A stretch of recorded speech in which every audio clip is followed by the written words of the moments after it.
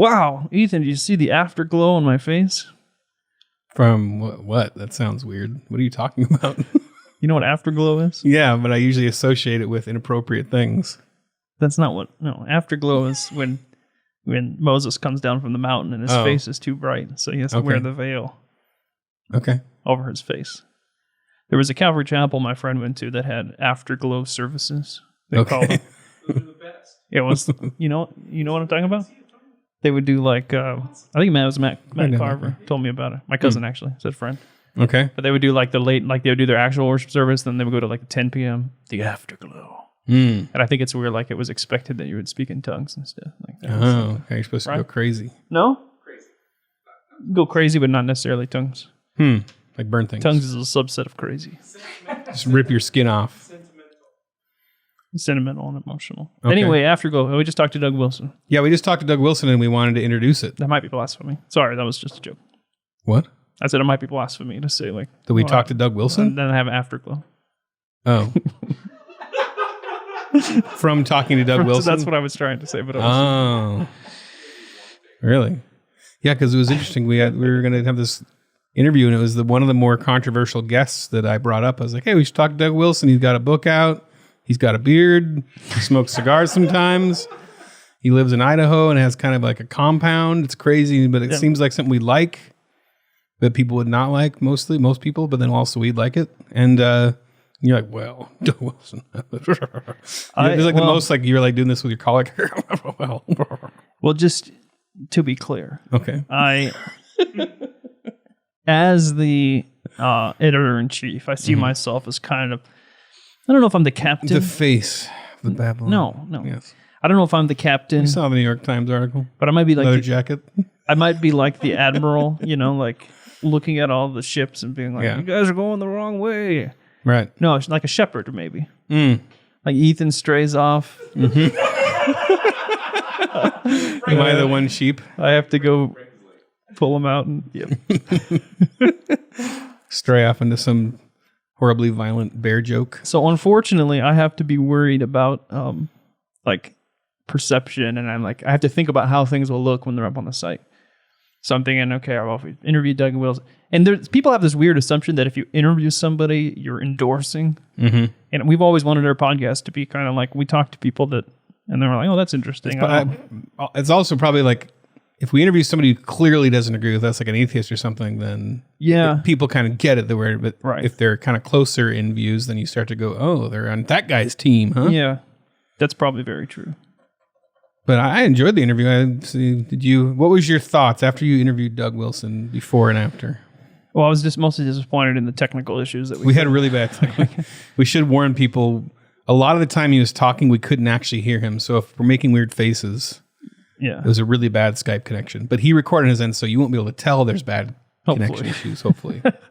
And I just love, now that we've done more in-person interviews, I just love the in-person interviews. It's so much better, yeah. When we had Diana Glyer on with the Tolkien, when we had Seamus on with Freedom Tunes, it's just, you're here and you're We talking. need more subscribers so that we can afford to fly these people out here. Yeah, if Doug Wilson was visiting here for whatever reason. Yeah, it'd be great. We'd have him here, it'd be amazing. Yeah.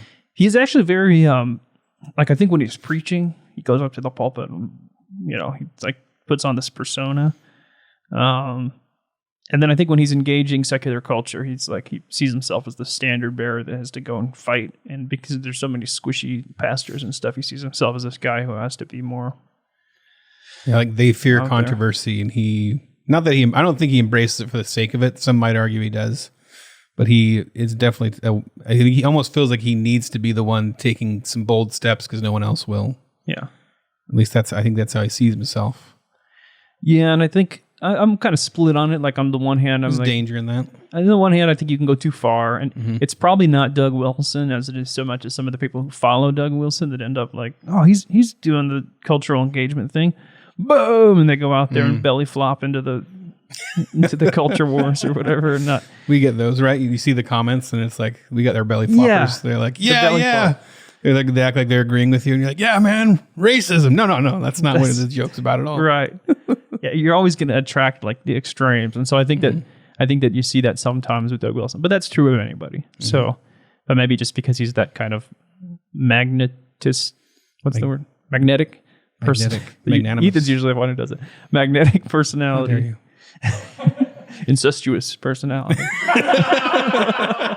That was a throwback. That was a reference to a different episode. Yeah. I liked him. I'm just going to go on record saying I liked him. I'd like to talk to him but more. That's what I'm saying. Is it was interesting that you kind of see him as like this fiery guy. It's going to be. And he was just a very calm, normal answer. So you're more plugged into that culture of pastors and stuff. So for me, No, I always kind of saw him from a distance. I watched his show on Amazon a little bit. I enjoyed it, which we didn't plug. But so here's our interview with Doug Wilson, whether you like it or not. All right, enjoy. Hey, everybody, welcome to the Babylon Bee interview show. I'm Kyle. I'm Ethan. And we're talking to a kind, gentle man, the least controversial person in Christendom, Doug Wilson. How you doing, Doug? Well, hi. How am I going to live up to that? Yeah, I was like, hey, we should have Doug Wilson on. And Kyle was like, I'm like, whoa. Hold on. And we interview atheists, we interview anarchists, but then it's weird, right? I don't know. All I know is that, I've just seen you on stuff. Well, you got a beard. That's all I know. Bridge too far. That's a bridge too far. We're squishy. We're squishy, soft evangelicals. So let's talk Moscow Psalm Sing. So you go out there, and Relevant Magazine assures me that you guys went out there kind of as a stunt. Is that publicity stunt? Is that accurate? No, that's not. We've done psalm sings every year. We do Christmas Carol Sing in Friendship Square. We periodically in the summer we do psalm sings outdoors in the same place. So we've done them for years, and it's just an open invitation, being public about our commitment to Christ. And we had this masking order that was extended for basically extended for no reason. And we've had no deaths in our county. We've had no deaths, minimal hospitalizations, and just this random extension. So we responded to that with a psalm sing at City Hall. So it was intended to be public, and if you don't like it, it's a stunt. If you like it, it's a protest. So yeah, I agree. Yeah, so the video kind of went viral. I think Gabriel Wrench, maybe a couple others got arrested. Right. President Trump tweeted it out. Yeah. We had three people were arrested, and 2 people were issued citations. And the video of Gabe being arrested and the Bonets, the married couple, being arrested, that went viral. The protest was on a Wednesday. By Wednesday night and Thursday, it went viral.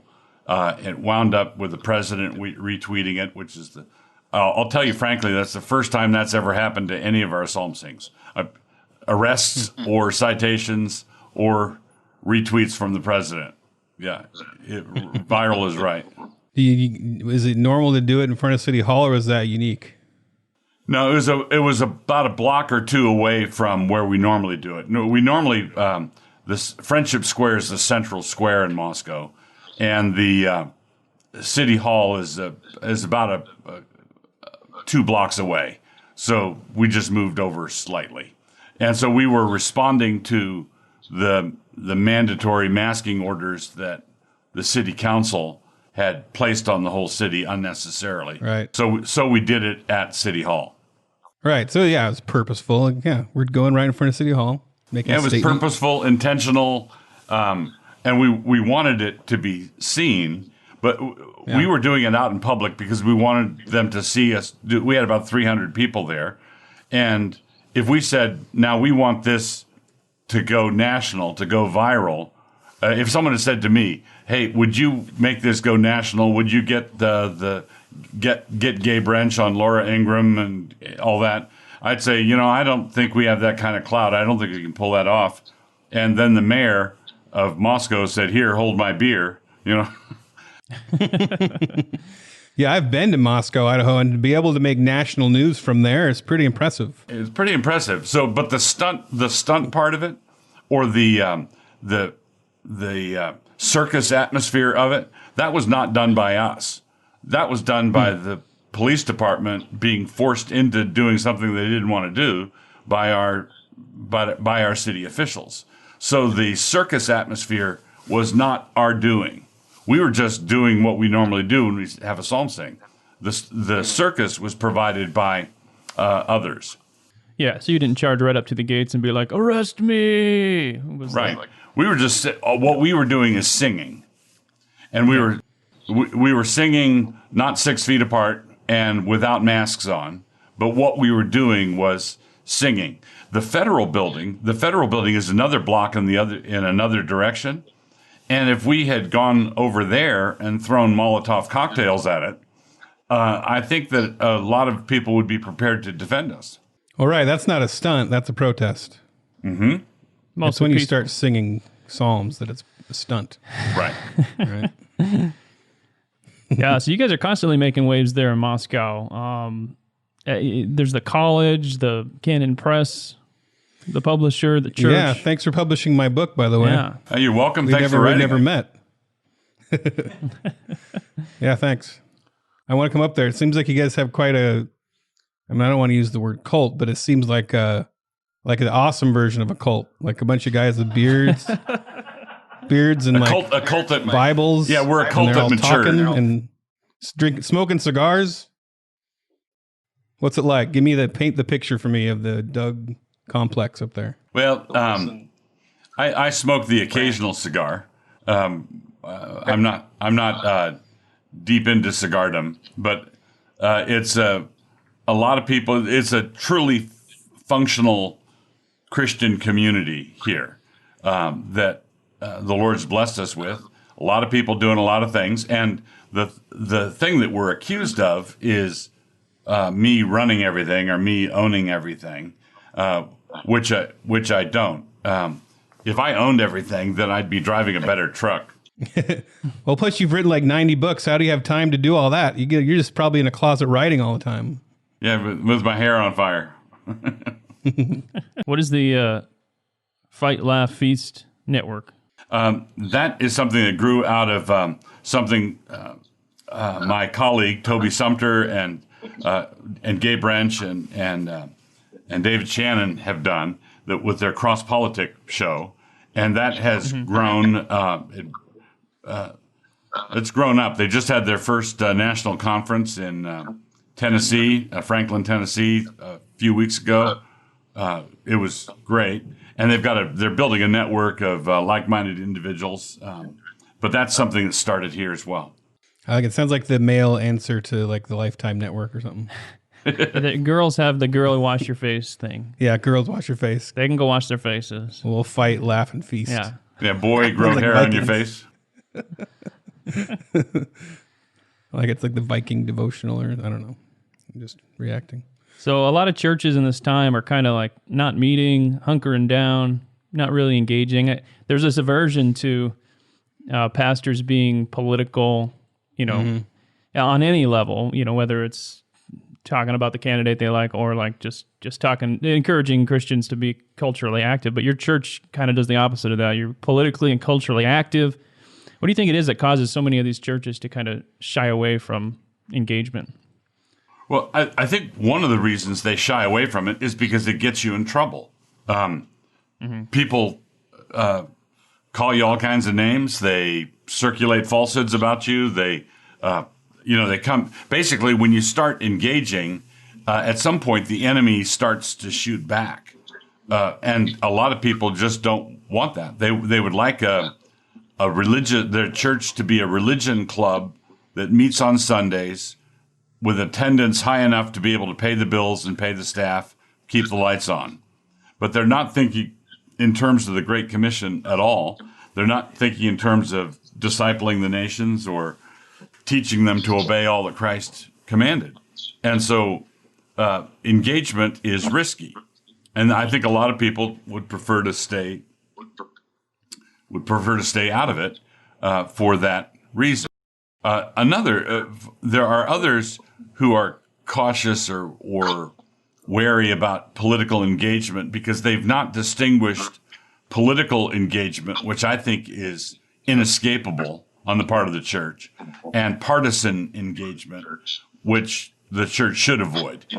So I don't think there should ever be a sermon of a vote for Murphy variety, or have candidates coming in and taking Sunday morning time to why you should vote for me. That would be partisan, and I don't think the church has any business being in any political party's back pocket. But I do think that what we do as Christians is inescapably political. It has ramifications for the definition of marriage and the right to life issue, and you could have the separation of church and state if you're talking about state government and church government, but nobody wants the separation of righteousness and state. So can you support praying to a candidate? Like asking Trump into your heart? Absolutely not. So I don't think that we're told in the Psalms, a couple places in the Psalms, Psalm 118 and later on in the Psalms, put not your trust in princes. And I think I think no Christian should give himself over to an adulatory following of any politician, any king, any president. I just think that's out of line. Only Christ is not going to let you down. Hear, hear. Is it a sin to vote for Joe Biden? Yeah. It would depend. I think it's fine to vote for Joe Biden if you're dead.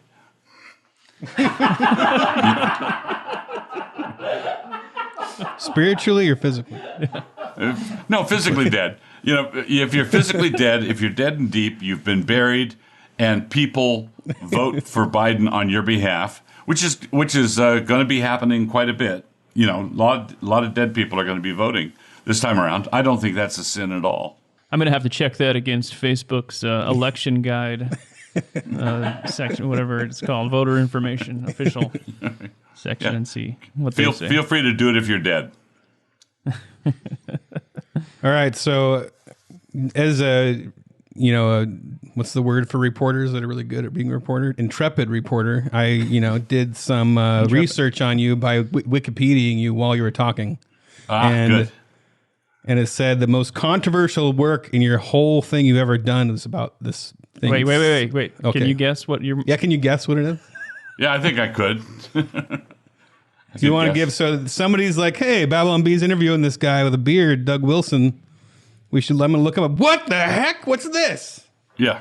So then you would give your Doug Wilson side of the story. I'm filling in. I'm guessing that slavery... The pamphlet... Slavery, yes, as it was, it says. I'm going to give you the 30-second version. All right? Slavery, yay or nay?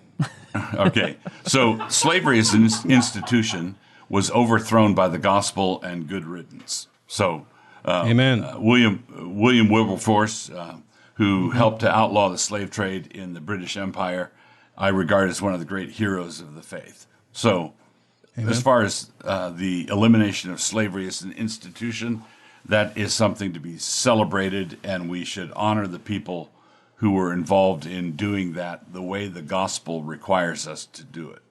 So that's my view on slavery as an institution. Every country in the Western world eliminated slavery without a war, except for us.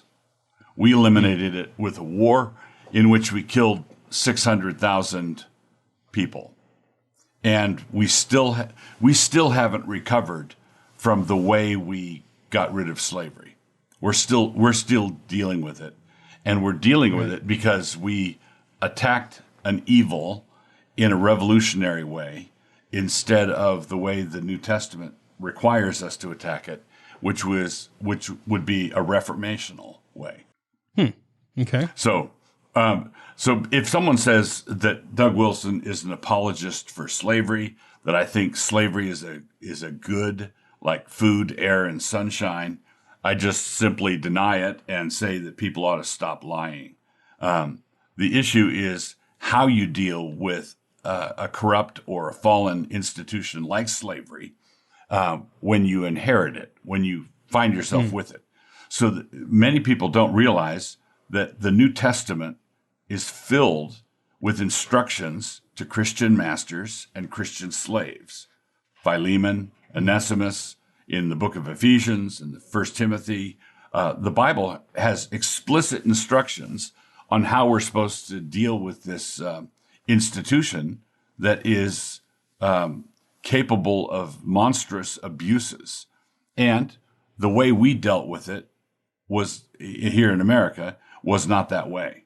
So basically, I'm a critic of slavery as an institution, and I'm a critic of the radical methods of the abolitionists. That's what it boils down to. Gotcha.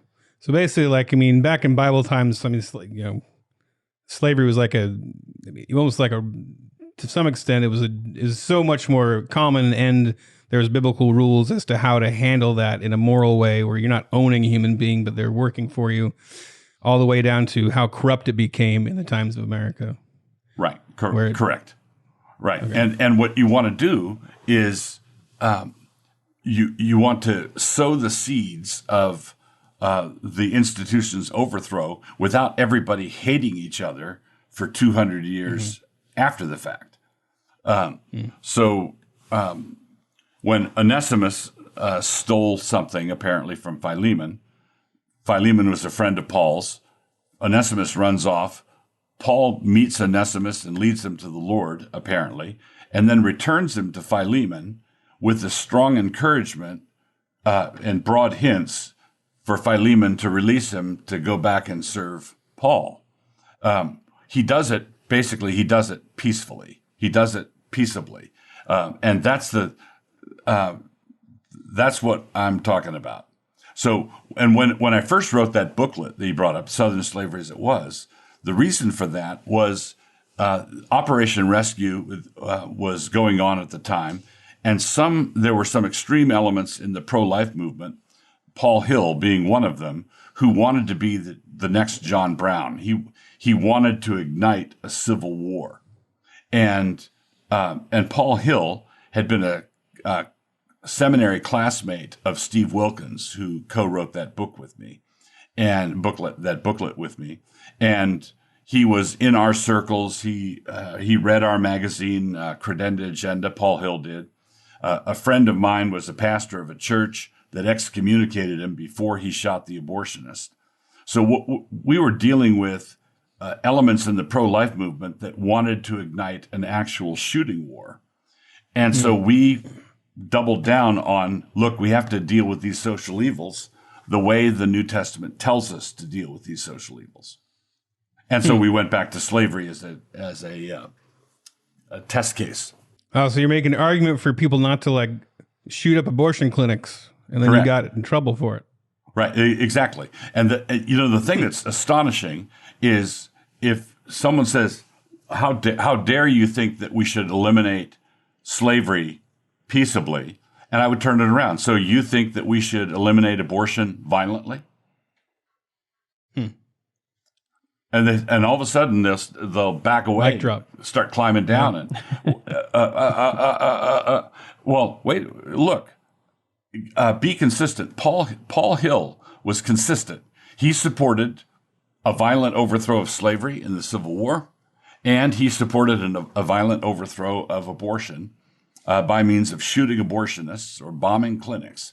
So my question for the people who are hating on my approach to gradual abolition, peaceful abolition, by doing what the New Testament said to do, I would say, so then, you think that the National Right to Life organization and all the people who are involved in the pro-life cause, you think they should go home and get their gun?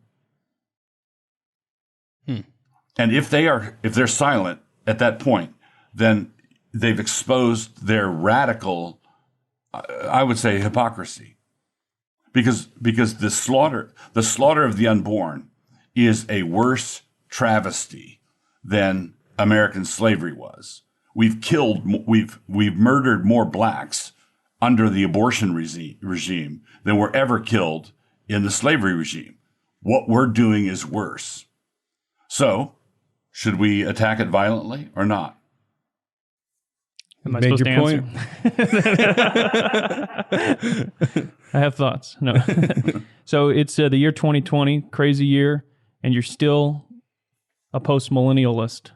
Yeah. Yeah. Are you any thoughts converting to dispensational premillennialism or? No, it's not. When they put the mark on the masks, that's probably when I'll start rethinking it. That's when you'll rethink it. Well, but yeah, it's been a crazy year. But I believe that God. I'm preparing a sermon for this coming Lord's Day, and the title of the sermon is "These Are Tumultuous Mercies."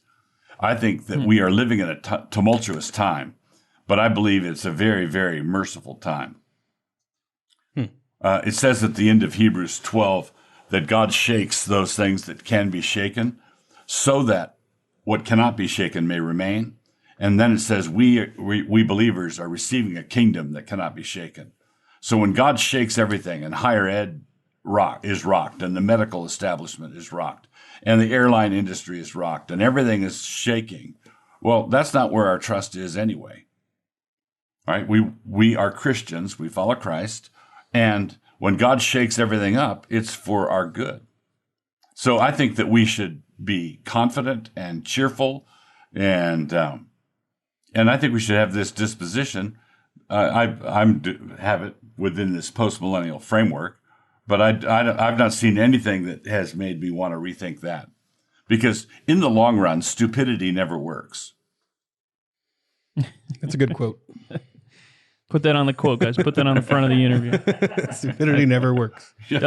So it seems to me like your postmillennialism really informs the way that you and your church engages culture. As a dumb person, can you tell me what postmillennialism? Oh yeah, why don't is you that first tell us what postmillennialism Okay, is? so in a nutshell, thing? postmillennialism is the view that the Great Commission will be successfully fulfilled, that the world will be brought to Christ, the nations will be baptized and taught obedience to everything Christ taught, and then the end will come. So it's a historically optimistic view of the history of future history. So Gary North once said the two views are basically optimillennialism and pessimillennialism. So you either believe things are falling apart and will continue to fall apart until the end, or you think that things will gradually improve, but not because man is basically good.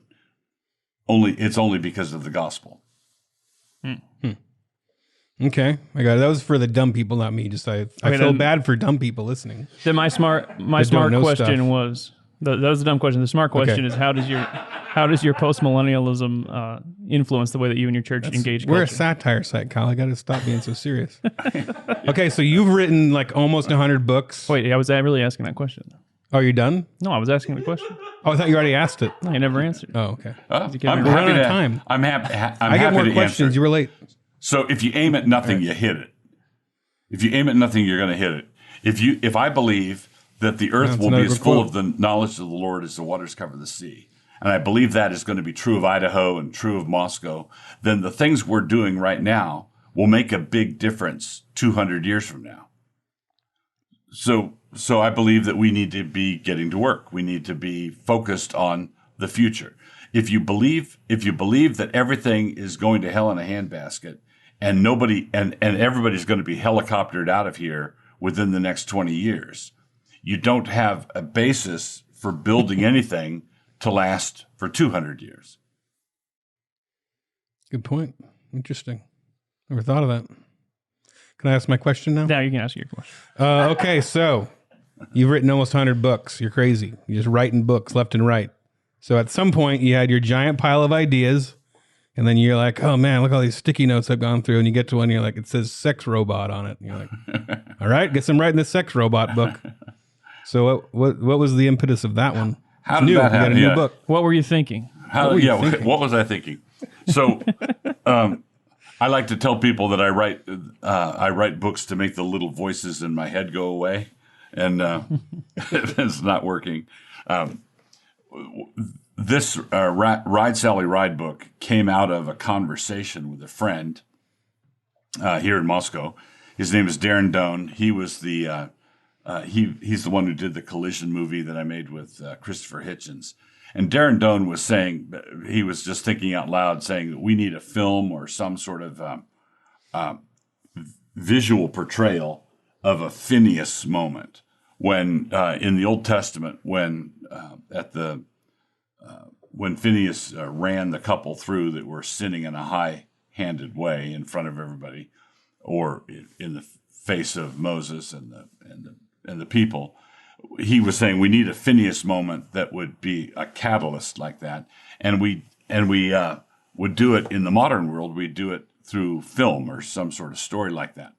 Well, that was his great idea for a hook, and his idea was like the destruction of a sex robot somehow in film, and because of one thing and another, the film part of it, the film short, didn't happen. But I went back to him later and said, "Hey, can I use that hook for a novel? Can I? That's a great one sentence hook. Young college student destroys a sex robot and then gets charged with murder." I think that I was the one who supplied the gets charged with murder part. And so you're wiping your hands of the sex robot part. And so I took that hook and the robot part and developed it into a novel and dedicated the book to Darren Doan. One thing we talk about sometimes on the show is Christian art and how we tend to write really tame stuff that doesn't offend anybody, or I don't know. Like C.S. Lewis just writes the Jesus Lion, and that's all and then we all just have imitated that for 70 years, like doing these allegories or things that are really safe. And obviously, you're willing to use like this lewd subject matter that might kind of shock people, like in order to communicate your message. How does using shocking language or humor factor into Christians using art to communicate their message?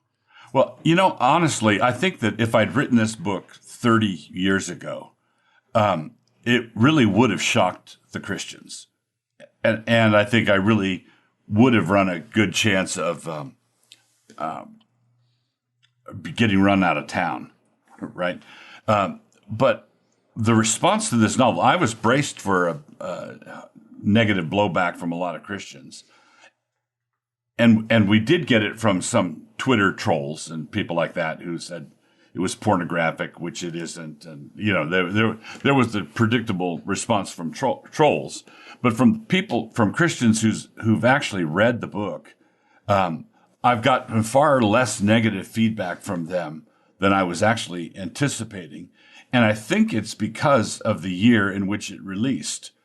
We are so used to bizarre, outlandish things happening to us on the evening news that this seemed like a sane response instead of an insane provocation in an ordinary time. This seemed more like a sane response in a sane response in an insane time. So were you disappointed? Like, oh man, I was trying to get everybody a little more riled up. No, it's not that I want people to get mad at me. Just kidding.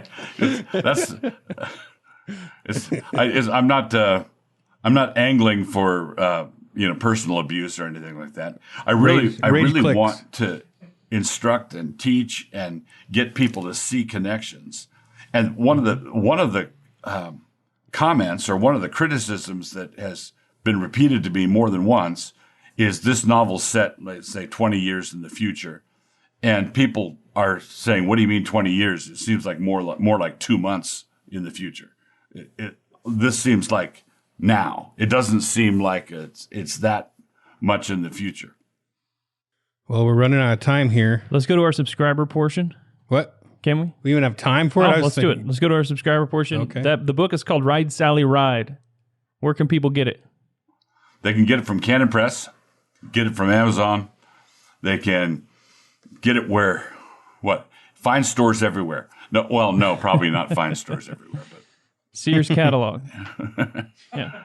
Yeah, Nordstrom's. Try Nordstrom's. It's worth a try. All right, perfect. Let's dive into a subscriber portion. Coming up next for Babylon Bee subscribers. We're always interested in people who are friends even though they disagree with each other. Right. And you and Christopher Hitchens seem to have this respect for each other. Hey, can you tell us what the heck federal vision is? Calvinist or Arminian? So I said, okay, I'm in it now. And so I said, Jesus loves you again, and turned the other cheek again. And he hit me again. Bam. No. He just said no. Whoa, that's our first denial. We usually convert everybody. We deconverted Doug Wilson. Enjoying this hard-hitting interview? Become a Babylon Bee subscriber to hear the rest of this conversation. Go to babylonbee.com/plans for full-length, ad-free podcasts. Kyle and Ethan would like to thank Seth Dillon for paying the bills, Adam Ford for creating their job, the other writers for tirelessly pitching headlines, the subscribers, and you, the listener. Until next time, this is Dave DeAndrea, the voice of the Babylon Bee.